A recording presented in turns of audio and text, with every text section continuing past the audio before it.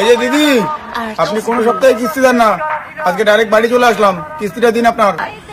আসুন, ঘরে কেউ নেই, আসো এখানে কিস্তি দেই। আমি ঘরে গিয়ে কেন কিস্তি নেবো? আরে কন্ট্রোল, এটা কি? হ্যাঁ, কিস্তি দিন।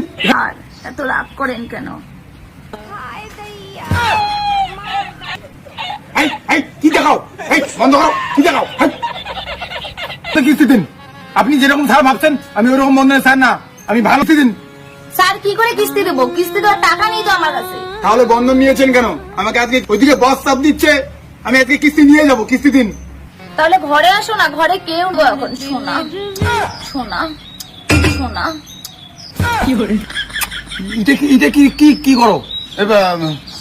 ওইসব করতে নেই, ওইসব বউ বাচ্চা আছে আমার, পাগল নাকি? এমন করে কিস্তি দিন তো আপনি ভদ্র